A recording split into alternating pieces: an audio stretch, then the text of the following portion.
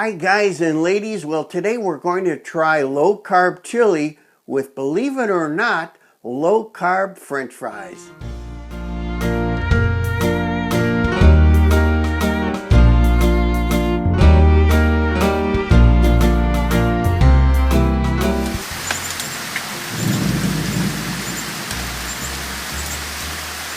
Well, this recipe comes from food.com. It's for low-carb chili, and we need to start with 2 pounds of ground beef, and we need to brown the meat and drain off the fat. So let's get started on that. Let's just start by throwing the 2 pounds of ground meat in there. Simple enough.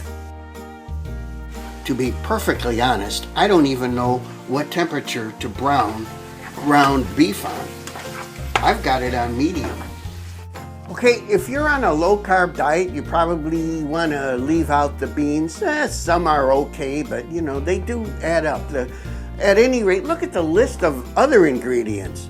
Cinnamon, cumin, chopped onion, Worcestershire sauce, I can never say that, garlic powder, salt, chili powder, black pepper, red pepper, allspice, tomato paste, diced tomatoes, bay leaves, mushrooms, and green chili. So, hang on. Okay, here I'm adding 1 medium onion chopped up. Now going in is a teaspoon of cinnamon. I love the aroma of this stuff. This is a teaspoon of cumin. Here I'm putting in the Worcestershire, or however you pronounce it, sauce. Here I'm just adding a half teaspoon of garlic powder. 2 teaspoons of salt. Well, for the chili powder, I'm going to use this blend. It's called Geppert's. It's a fine blend of various chilies, but it doesn't have that seasoning and salt and stuff that you find in the supermarket under McCormick's or Durkee's or things like that. This is really, really very good. And you see, I bought too much. I don't know if you're like me, but when I find something I like, I usually buy too much of it. But anyway, here is 2 tablespoons of this Geppert's chili powder. Now how about a teaspoon of black pepper and a half teaspoon of red pepper flakes and a half teaspoon of this ground allspice.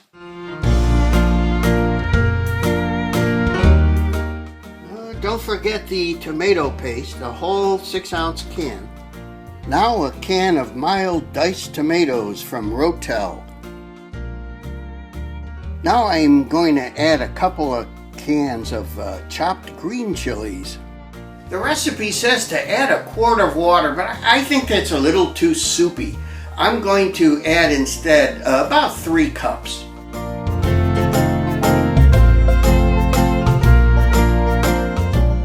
Well, I'm supposed to bring this concoction to a boil and then let it simmer for 2 hours. That's boiling pretty good now, so we need to turn it down. I almost forgot. I was supposed to include a 4-ounce can of mushrooms.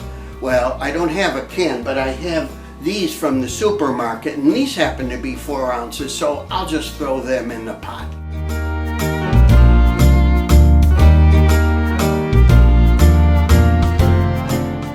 It's looking really good. And it smells, well, divine. Well, how many of you out there know what this thing is? I thought it was part of a rhinoceros, but actually it's a daikon radish. And from this, we're going to attempt to make french fries. This should be interesting. Hang on. Well, I just washed this thing. Now we have to cut the ends of it off. Now we have to peel it.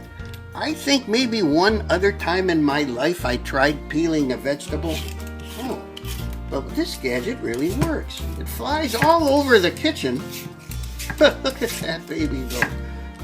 You gotta wonder what this is about. I'm supposed to divide this into 3 to 4 inch chunks. That is the length of the common French fried potato. These daikon radish have far less starch and far fewer carbohydrates than your regular potato. Let's see, now I'm supposed to cut a little bit off of each side of these things to keep them from rolling. about 1/8 of an inch. It says to cut the turnip into, well, turnip, it's a radish. The directions are wrong. Cut the radish into 1/2 inch strips.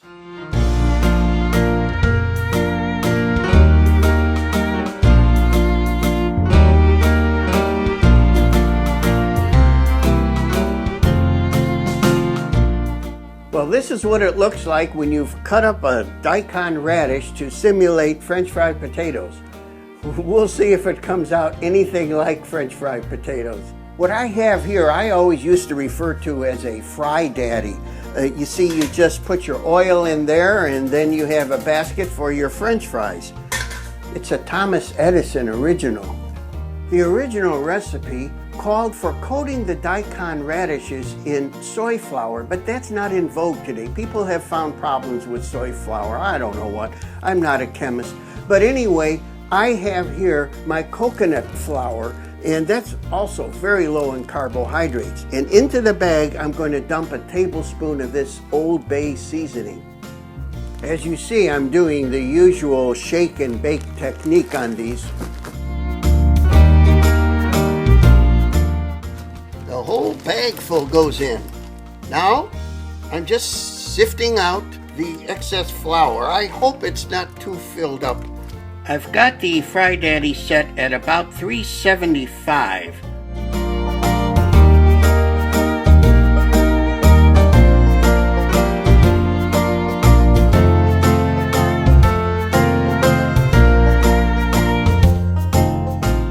Back over here on the Western Front, everything looks really good.